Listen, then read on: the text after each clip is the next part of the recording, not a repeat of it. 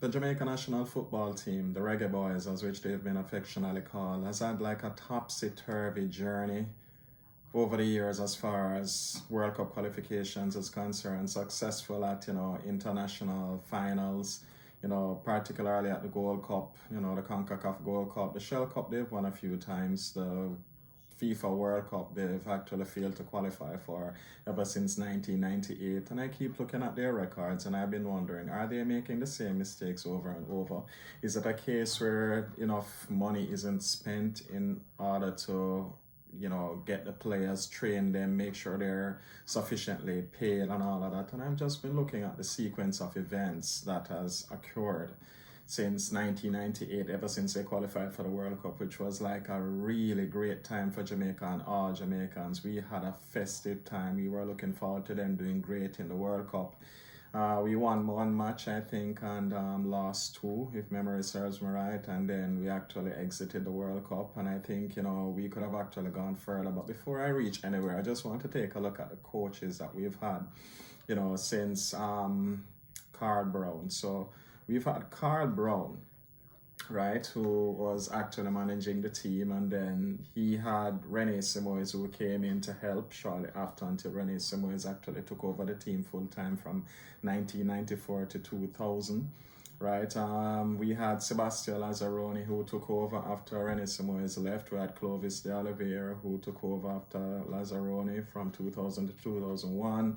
And this is information that I'm seeing here on Google. We had Lazzaroni, who came back 2004, 2005, left. Wendell Dowswell from 2005 to 2006, left. Carl Brown came back 2006, I guess, for a short time. Bora Milutinovic took over from 2006 to 2007. John Barnes did a short stint from 2008 to 9. Theodore Whitmore came back after doing a stint in 2009 to 2013. He came back in 2016 to 2021. We had Winfred Schaefer, who took over from Whitmore at the end of his 2013 stint, and he went from 2013 to 2016, like I said. Theodore Whitmore came back from 2016 to 2021. We had Paul Hall, who did a short stint, 2021 to 2022. I see here a Meron Garden, who did a short stint, 2022. Him here, Hal Grimson, did from 2022 to 2024. And currently we have Steve McClaren. Now, what I'm looking at, it seems as if, those who are involved, with everything that have to do with the Reggae Boys, the establishment of the team, the acquirement of players, the ensuring that the players are satisfied as far as, monetary value is concerned, making sure that the team actually does well whenever they're on the field, whether, in an international arena or what was affectionately and probably still is affectionately called the Office, which is our national stadium there in Jamaica, Kingston to be exact. And I'm looking at it to say, okay, so these are the few things that the Reggae Boys have actually gotten used to. They've gotten used to 1-1 draw, 1-0, 2-0, looking forward to winning the Shell Cup, which, I guess back in the 90s and 80s, it was like a really good thing. But winning the Shell Cup now, I guess, isn't all that important. I'm not sure if the name has changed from Shell Cup, but it's that Caribbean Cup that we normally play for. And then I'm looking at it to say, okay, is it that when you take a look, prior to 1998 or leading up to 1998, anytime a football match is going to take place in the national stadium featuring Jamaica and another team, that stadium is almost always full to capacity, with others being outside wanting to go in, but they were satisfied enough just to hear the uproar and the cheer going on in the stadium whenever Jamaica and the members of the Jamaican team were doing really great.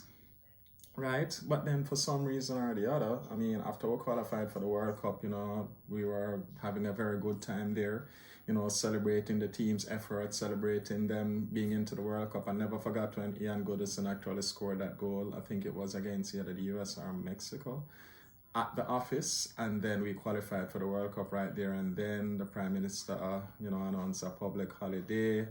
And then we celebrated, when the first match started until the last match that, we played, and then we exited the World Cup based on, our standing.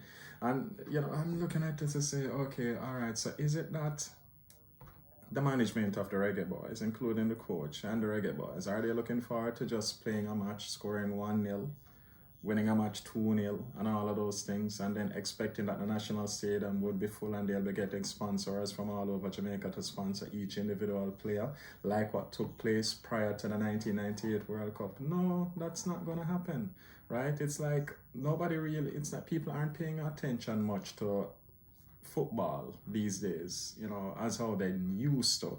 And they need results. The Jamaican people need results. If you can go back to the time when you actually scored 6-0 against a team, you put on a very good fight against the US and Mexico, those hard-hitting CONCACAF teams. I mean, trust me, the stadium will start to get people coming in again until it's full to capacity, until when you have people waiting on the outside hoping that they can actually get inside by any means necessary. But those 1-0 and 2-0, those draws, those constant losses and all of that, it just makes the Jamaican public uninterested, and then it affects your FIFA rankings. Who remember when Jamaica was what? We cracked the top 30 of the world FIFA rankings back under the management of Rene Simoes. And mark him, Rene Simoes had his failures with the Reggae Boyz too. Don't forget that 9-0 whipping we got. I don't remember from who, probably Costa Rica or one of those teams. But if I'm correct, it was under Rene Simoes' tutelage. But that is not to say that it was impossible. Look at Powerhouse. Like Brazil in, when was it? Was it the 2014 World Cup or one of those World Cups? I don't remember which one it was, but they got whipped 7-1 from Germany. All right, and I'm looking at it to say, yeah, those are two big teams. They've won the World Cup on multiple occasions, but we never expect Brazil to have gotten that beaten so badly, but it happened. So, looking at Jamaica and we going up against a team like Costa Rica from South America, and South Americans, I guess, have a really even more serious love for football than we in Jamaica do, but we do have a serious love for football. But it's just that we don't tend to fill up the stadium whenever our team is performing so lackluster. We need to do something more.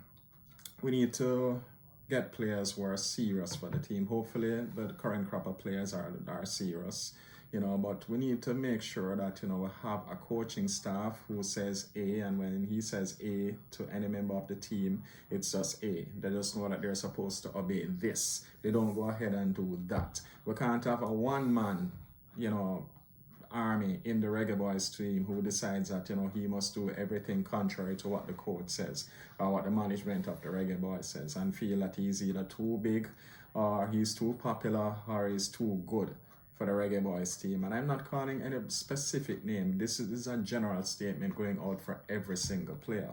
Right? Whenever there's a curfew, there's a curfew. If the Reggae Boyz are supposed to go to their bed or, keep in their room at this particular time, that's what they are to do. If they are to travel this particular way within a group setting, do that. If you're supposed to stay in this hotel, if you're supposed to share a room or anything like that, do that. I'm just recalling some instances where this wasn't happening in, other instances, and, come on, you can do better. So what are we going to do? I'm thinking if they always have this problem hiring a coach, it always seems to come down to the monetary value, hiring a coach and how to pay that coach. It's always a problem. And I'm thinking after all has been said and done, even though Rene Simoes had 2 stints, and I think when he was actually dismissed the last time by former head of the JFF, Captain Horace Murrell, I think it was prematurely done. I think a lot of people are making an uproar because Marlon King wasn't in the team to face a team that we were playing at the time, and people are thinking that Marlon King's skills would have actually helped us to win that match. Probably and probably not, right? We have Leon Bailey, or have had Leon Bailey in the team. We're looking forward to him being as effective and on target and goal as he has been for his Premier League outfit.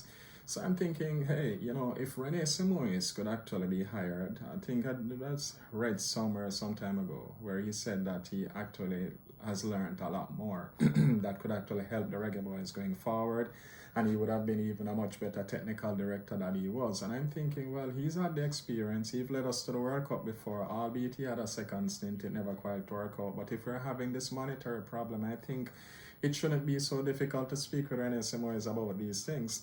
And then, having come back and coach the team in case things don't work out with the current coach, Mr. McClaren. Go back, get Rene Simoes, have him take over back the team, and then lead us back to the glory days of 1998. And, I'm not saying take us back, I'm saying lead us forward so we can celebrate as much as we did back, in 1998.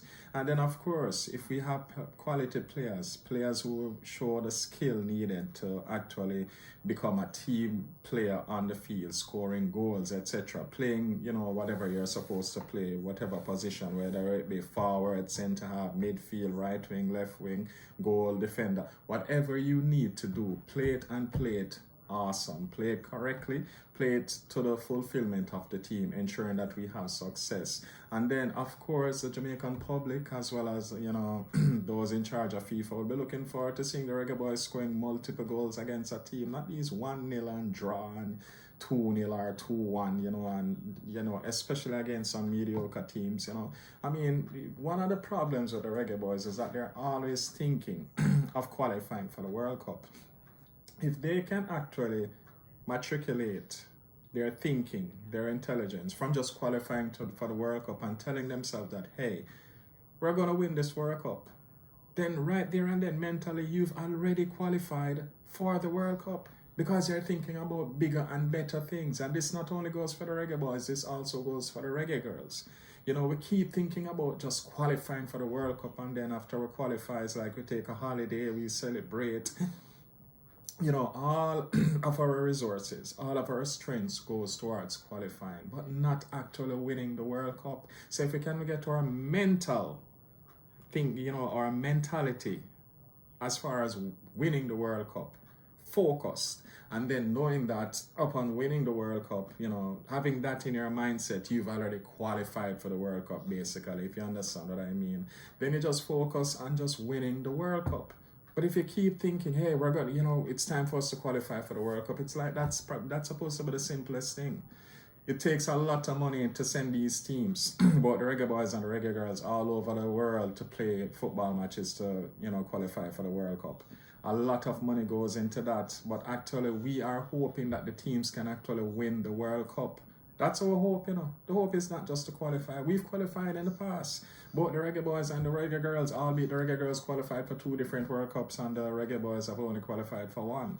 But we've qualified from before, so start thinking about winning the World Cup instead of just qualifying for the World Cup. And then you've actually defeated, the previous mental state that you were in by telling yourself that you just want to qualify for the World Cup, because you're thinking now of winning the World Cup. So mentally you're saying, yes, I've qualified for the World Cup, now I'm going to go on to win the World Cup. Then you can talk about when actually the Jamaican public, corporate Jamaica, FIFA, has actually seen how progressive and how successful the Reggae Boyz have been. Then we're moving up into the rankings. Then that automatically people from, scouts from Britain, probably from Germany, Italy, the Spanish league, they'll be coming to Jamaica now, probably to just scout and check out different players. And when you take a look at, a lot of players are going to have opportunities now because they're going to be able to travel to these foreign places to play in their Premier Leagues. And in particularly, yes, the British Premier League is the biggest, but then you have the German Bundesliga, the Italian Serie A, you have the Spanish League, and of course you have other minor leagues around the world, especially for those who can't match up to the big leagues, but at least, the rankings and everything would present the opportunity. And not only that, but then you'd have corporate Jamaica coming on board and sponsoring individual players like what they did from before. All right, and you don't want money to get to these players' head. You want to make sure that they actually perform for what they're being sponsored or what they're being paid. You don't want them to get too comfortable. You want them to be very disciplined. You don't want anybody to show any indiscipline issues within the team or against the coaching staff. And then this becomes at the same debacle like what we had prior to 1998 and even after 1998. All right, you may remember this was like, talked about around Jamaica as it relates to Walter Boyd back then. It's the same thing that was spoken about as it pertained to Marlon King. It's the same thing that was spoken about as it regards to Leon Bailey. And there have been others. So we need to focus. The Reggae Boyz need to focus, as well as the Reggae Girls. They need to focus and ensure that they just not think about qualifying for the World Cup, but winning the World Cup. All right, get their mental state in order. Sometimes I think that probably these teams need an actual psychologist or a psychiatrist who can actually help them, motivate them, show them where their thinking is going wrong and showing them where their actions are going wrong and direct them, as to what they should be focusing on and help them to just actually become even more successful than how they were or how they have been. All right, corporate Jamaica will come on board. Nothing is wrong with that. Sponsor each individual player, let them work, let them earn what they've been paid, let them even earn more, but then they have to put their action on the field. They have to show that they are worthy of what they're being sponsored, they're worthy of what they've been earning, and ultimately they'll earn more. They'll think about their career in a more professional format other than just, I'm in the Reggae Boyz team, I'm in the Reggae Girls team, and then boop, they're out and then they're going about their business. No. It is a profession. It is very professional. So think seriously about it. So I'm thinking that if things don't work out with Coach McClaren and the Reggae Boyz, I'm thinking that they should go back. The JFF should go back and try to rehire Rene Simoes for the position. I'm thinking that it would be much easier talking to him about pay, albeit he'll be paying him respectfully and even more depending on how well he enables the Reggae Boyz or help to enable them to become much more successful than they are. Pay him accordingly, let him come with the whole, the Brazilian package, where that he actually put on display or showed the Reggae Boyz and let them put on display on the field. And, who knows, probably even then he would be thinking less of going to England to see if he could, find any Jamaican born or Jamaican affiliated players who are now playing their trade in England. I'm not saying that I'm having anything against them. I don't want a mass importation of British players in the Jamaica national team in order to help us qualify for the World Cup and to win matches and to win championships. We should be winning the Shell Cup or the Caribbean Cup, whatever it is being called. We should be winning the CONCACAF Gold Cup, and definitely we should be more than qualifying for the FIFA World Cup, thinking about winning that World Cup. You know how much that would have done for Jamaica? That would have done a lot for Jamaica. See, these are things that I think that the hierarchy of the Reggae Boyz and the Reggae Girls need to be thinking about and need to be focusing on. And I think, it's actually good. So Hubert Busby has been doing fairly well with the Reggae Girls. I think the Reggae Girls can do much more, Many other names within the Reggae Girls team need to be called up other than you keep hearing about Khadija Bonnie Shaw. She's a very good player, highly successful in the Premier League with Manchester City. And I'm thinking that there are other players within the team who can actually apply their craft internationally too. They just need to get that opportunity. They need to put their skill on display. They need to make sure that they score, help the team, the Reggae Girls, to win, and help them to just more than qualify for the World Cup, help them to win the World Cup and any other championship that the Reggae Girls partake in. I believe the same thing should be done also for the Reggae Boyz team. All right? Right now, how many Jamaican people know individual Reggae Boyz that are on the Reggae Boyz team? Remember in 1998 and prior, just before 1998, everybody knew each individual player. You couldn't mention Stevie Shorty Malcolm and nobody don't know who that is. Ian Pepe Goodison, Theodore Whitmore, Walter Boyd, even Paul Teagat Davis, albeit he never played in the 1998 World Cup team, but he was a kind of like a household name in Jamaica too, very skillful player, right? And we had many others that were within the team too, Linval Dixon and, I think Onande Lowe too, and, others, they were within the team. Right, Ricardo Gardner and all these people, and everybody knew who these individual players were. How many Jamaican people know the individual players in the Reggae Boyz team? I guarantee not much. So we need to think about this properly. Like I said, I think that, if things don't work out with Mr. McClaren, then go back, get Rene Simoes, talk to him, do whatever you can in order to hire his services and get him to ply his craft in Jamaica with the Reggae Boyz to help us to not just qualify for the World Cup, win the Caribbean Cup and the CONCACAF Gold Cup, but just to, take us closer to winning the World Cup itself of football. So, friends, family, tell me what you think. That's my opinion. What's yours? Leave your comments down below. Don't forget to subscribe and like. Tell your family and friends about this channel, Many Moods of Maverick. I am Ricky, and until the next one, I look forward to talking to you guys again. All right? Peace.